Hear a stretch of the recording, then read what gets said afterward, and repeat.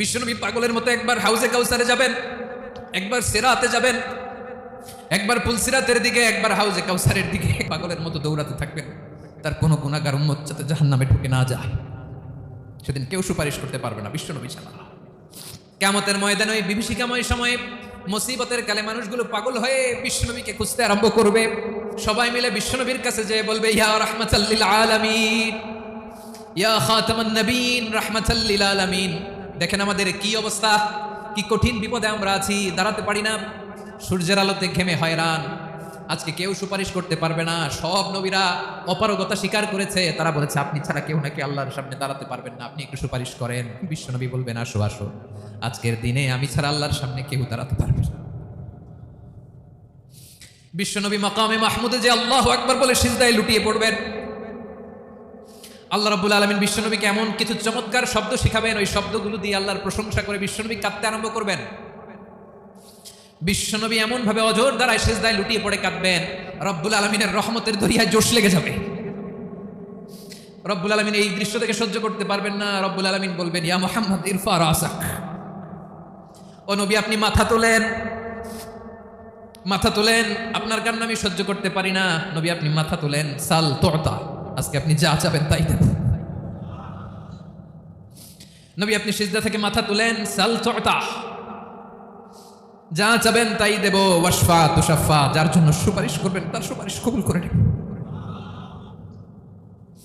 বিশ্বনবী এবার মাথা তুলবেন। যে বিভীষিকাময় সময়ে প্রত্যেক নবী বলেছেন আমি পারবো না, প্রত্যেক নবী বলেছেন নফসি নফসি, আমার কি হবে আমি জানি না, আল্লাহ আমারে বাঁচাও। প্রতিটি নবী বলবেন নফসি নফসি, আল্লাহ তুমি আমারে বাঁচাও, আমারে বাঁচাও। বিশ্বনবী মাথা তুলবেন, তুলে বলবেন রব্বি হাবলি উম্মতি, আল্লাহ তুমি আমার গুনাহগার উম্মতকে বাঁচাও।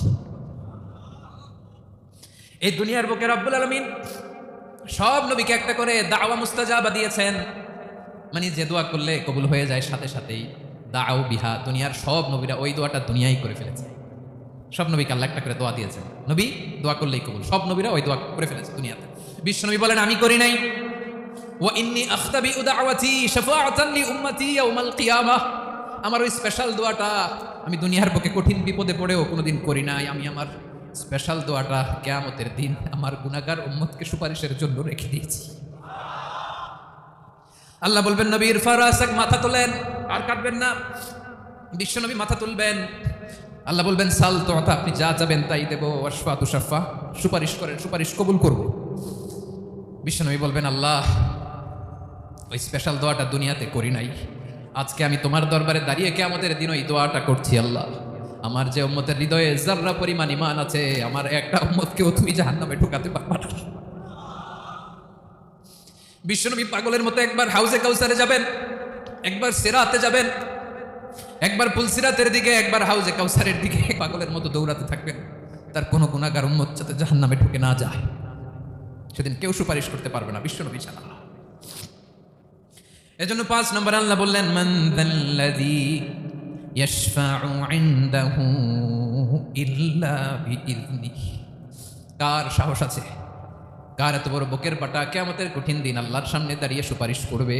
কারো ক্ষমতা নেই, কারো ক্ষমতা নাই। বিশ্বনবী সেদিন সিজদায় পড়ে উম্মতের জন্য কাঁদবেন, সবাই কাঁদবে নফসি নফসি, আল্লাহ আমারে বাঁচাও, আল্লাহ আমারে বাঁচাও। বিশ্বনবী বলবেন উম্মতি উম্মতি, বিশ্বনবী আমার জন্য কাঁদবেন, আপনার জন্য কাঁদবেন, আমাদের জন্য সেদিন কেঁদে কেঁদে জাহান্নামের দরজায় দাঁড়িয়ে আমাদেরকে টেনে টেনে জান্নাতে ঢুকাবেন।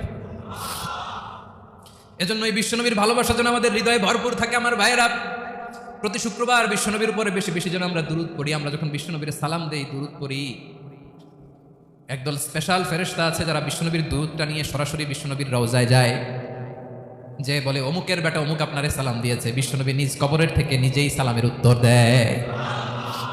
বিশ্বনবীর ভালোবাসা যেন আমাদের হৃদয়ে থাকে, বিশ্বনবীর সুন্নাহ দিয়ে যেন আমাদের জীবনটাকে সাজাই, পারা যাবে ইনশাআল্লাহ। বিশ্বনবীর ভালোবাসা ছাড়া কেউ জান্নাতে ঢুকতে পারবে?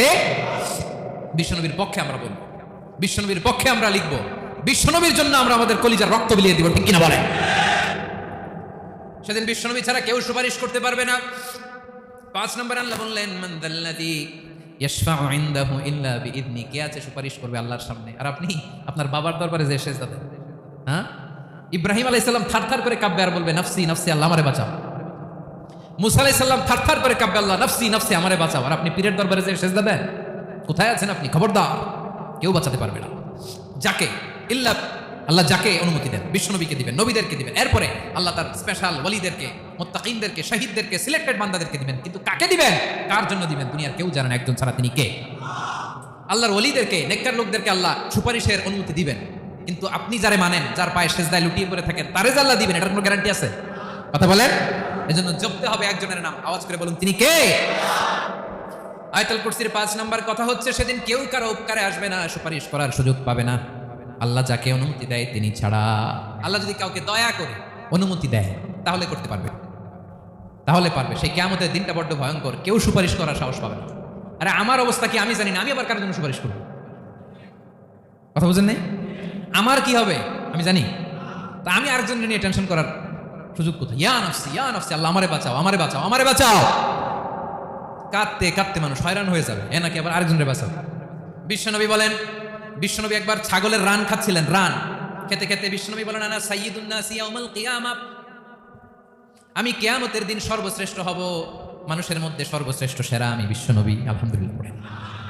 বিশ্বনবী বলেন, সেদিনটা বড্ড ভয়ঙ্কর, সেদিন কেউ কারো কোনো উপকারে আসবে না, বন্ধু বন্ধুর কাজে আসবে না, স্ত্রী স্বামীর উপকারে আসবে না, স্বামী স্ত্রীর উপকারে আসবে না, পীর সাহেব মুরিদরে বাঁচাতে পারবে না, মুরিদ পীর সাহেবরে বাঁচাতে পারবে না, নেতা কর্মীর পরিচয় দিবে না, কর্মী নেতার পরিচয় দিবে না, ভাই বোনকে চিনবে না, বোন ভাইকে চিনবে না, বাবা তার সন্তানকে চিনবে না, মেয়েকে দেখে মা দৌড়ে দৌড়ে পালাবে। বড্ড ভয়ঙ্কর দিন। বিশ্বনবী বলবেন, জমিনটা এখনকার মতো থাকবে না, পুরো জমিনটা সমান হয়ে যাবে, ফ্ল্যাট, এখন তো গোল, তখন ফ্ল্যাট, সবাই এক জমিনের উপরে দাঁড়াবে, সূর্যটা মাথার কাছে চলে আসবে, সূর্যের গরমে মানুষের মাথার মগজ গলে গলে কানের ছিদ্র, নাকের ছিদ্র দিয়ে বেয়ে বেয়ে পড়বে। আহ, সবাই হয়রান, পেরেশান, ক্লান্ত শ্রান্ত। মানুষগুলো বলবে বাঁচার কোনো উপায় নাই। 50,000 বছর মানুষ এরকম দৌড়াবে, চিৎকার করবে, কাঁদবে, বাঁচার কোনো উপায় নাই। সবাই বলবে, আহ, আল্লাহ যদি বিচারটা শুরু করতো, যা হবার হবে, আগে বিচার শুরু করুন। বিচারই শুরু হয় না, বিচার শুরু হইতে 50,000 বছর। আল্লাহ, 50,000 বছর, 5,000, 15,000 না, 50,000 বছর এরকম যাবে। মানুষগুলো কাঁদতে কাঁদতে বলবে, চলো আমরা আদম আলাইহিস সালামের কাছে যাই, যেন আল্লাহর যে সুপারিশ করে, আল্লাহ আপনি বিচার শুরু করেন। কিয়ামতের ময়দানে সবাই মিলে সাইয়েদনা আদম আলাইহিস সালামের কাছে যাই বলবে, ইয়া আবাল বাশার, ইয়া আউয়ালাল আম্বিয়া, ও আদম নবী, আপনি দুনিয়ার বুকে প্রথম নবী, আল্লাহ নিজ হাতে আপনারে 60 হাত লম্বা করে বানিয়েছেন, আপনার সম্মানে ফেরেশতাদেরকে সেজদা দিতে বলেছেন, দুনিয়ার প্রথম নবী, প্রথম মানুষ আপনি, আপনি আল্লাহর যে সুপারিশ করেন যেন আল্লাহ বিচার শুরু করে। আদম আলাইহিস সালাম বলবেন, আমি পারবো না, কারণ আল্লাহ আমাকে একটা নিষিদ্ধ গাছের কাছে যেতে নিষেধ করেছিল, আমি ভুল করে এই গাছের ফল খেয়েছি। নাফসি নাফসি, আজকে আমার কি হবে আমি জানি না, আমি বড় লজ্জিত, আমারে যদি আল্লাহ জিজ্ঞেস করে কেন খাইছিলাম, আমার কোনো উত্তর নাই, তোমারে বাঁচাবো কেমনে আমি? নবীরা থারথার করে কাঁপবে সেদিন। আদম আলাইহিস সালাম বলবেন, আমি পারবো না, মাফ করো আমাকে, আমি পারবো না, ওই যে ভুল করে গন্ধম খেয়ে ফেলেছি, নিষিদ্ধ গাছের ফল খেয়ে ফেলেছি, আমি বড় লজ্জিত, অনুতপ্ত, আমি পারবো না। আজকে আল্লাহ এত রাগান্বিত হয়েছে, আগে কখনো আল্লাহ এত রাগান্বিত হয় নাই, ভবিষ্যতেও আল্লাহ কখনো এত রাগান্বিত হবে না, আমি পারবো না। এক কাজ করো, তোমরা নূহ আলাইহিস সালামের কাছে যাও। কোন নবী? লোকেরা এবার পাগলের মতো দৌড়াতে দৌড়াতে আল্লাহর নবী নূহ আলাইহিস সালামের কাছে যেয়ে বলবে, ইয়া নবী আল্লাহ নূহ, আনতা আউয়ালুর রাসূলি ফিল আরদ, আপনি জমিনে প্রথম রাসূল। আদম আলাইহিস সালাম নবী ছিলেন, রাসূল ছিলেন না, এই দুনিয়ার বুকে প্রথম রাসূল ছিলেন আল্লাহর নবী নূহ আলাইহিস সালাম। সবাই বলবে, ও নবী আল্লাহ নূহ, রাসূল আল্লাহ নূহ, আল্লাহ আপনাকে আবদান শাকুরা, শুকরগুজার বান্দা বলে কোরআনে বলেছে। কোরআনে নূহ আলাইহিস সালামের নামেও সূরা আছে না নাই? আপনি আল্লাহর প্রিয় বান্দা, প্রিয় রাসূল। দেখেন আমাদের কি দশা, ঘামতে ঘামতে শেষ, জমিনটা তামার জমিন, সূর্যটা মাথার কাছে, কি করবো আর পারি না, ঘামতে ঘামতে আর কত ঘামবো, কত দাঁড়িয়ে থাকবো।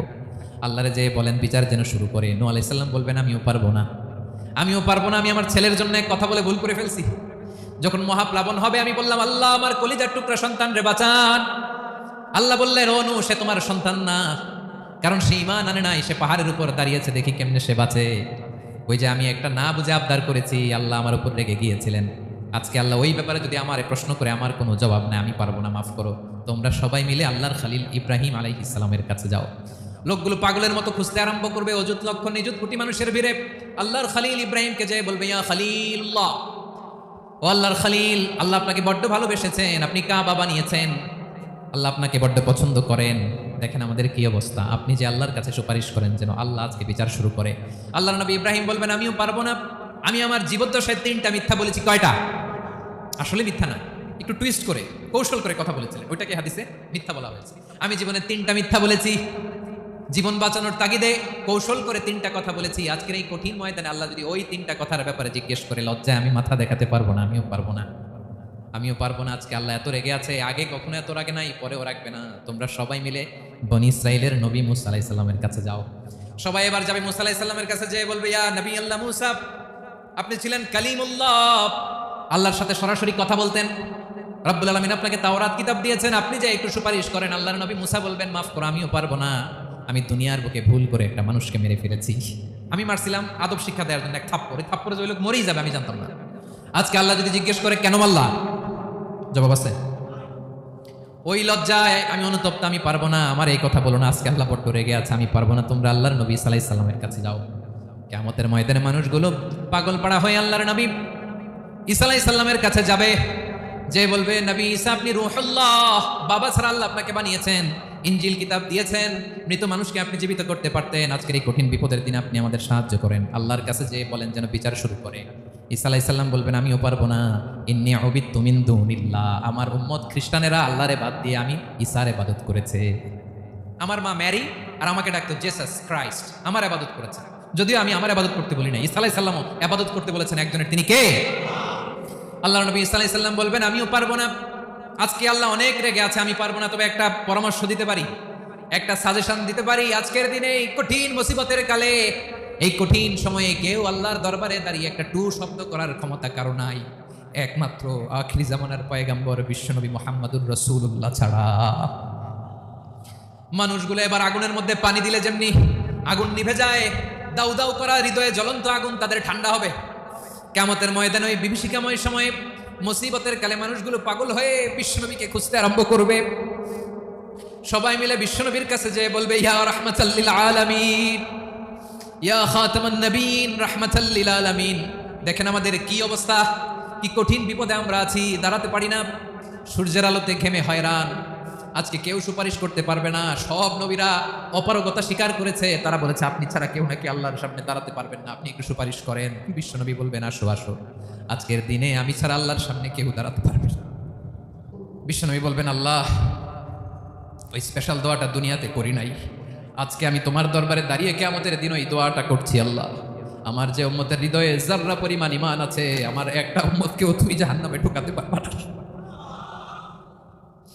বিশ্বনবী পাগলের মতো একবার হাউজে কাউসারে যাবেন, একবার সিরাতে যাবেন, একবার পুলসিরাতের দিকে, একবার হাউজে কাউসারের দিকে পাগলের মতো দৌড়াতে থাকবেন। তার কোনো গুনাহগার উম্মত যাতে জাহান্নামে ঢুকে না যায়। সেদিন কেউ সুপারিশ করতে পারবে না বিশ্বনবী ছাড়া, কারো ক্ষমতা নাই। বিশ্বনবী সেদিন সেজদায় পড়ে উম্মতের জন্য কাঁদবেন, সবাই কাঁদবে, নফসি নফসি, আল্লাহ আমারে বাঁচাও, আল্লাহ আমারে বাঁচাও। বিশ্বনবী বলবেন, উম্মতি উম্মতি। বিশ্বনবী আমার জন্য কাঁদবেন, আপনার জন্য কাঁদবেন, আমাদের জন্য সেদিন কেঁদে কেঁদে জাহান্নামের দরজায় দাঁড়িয়ে আমাদেরকে টেনে টেনে জান্নাতে ঢুকাবেন। এজন্য এই বিশ্বনবীর ভালোবাসা যেন আমাদের হৃদয়ে ভরপুর থাকে। আমার ভাইয়েরা, প্রতি শুক্রবার বিশ্বনবীর উপরে বেশি বেশি যেন আমরা দুরূদ পড়ি। আমরা যখন বিশ্বনবীর সালাম দেই, দুরূদ পড়ি, একদল স্পেশাল ফেরেশতা আছে যারা বিশ্বনবীর দুরূদটা নিয়ে সরাসরি বিশ্বনবীর রওজায় যায়, যে বলে অমুকের বেটা অমুক আপনারে সালাম দিয়েছে। বিশ্বনবী নিজ কবরের থেকে নিজেই সালামের উত্তর দেয়। বিশ্বনবীর ভালোবাসা যেন আমাদের হৃদয়ে থাকে, বিশ্বনবীর সুন্নাহ দিয়ে যেন আমাদের জীবনটাকে সাজাই।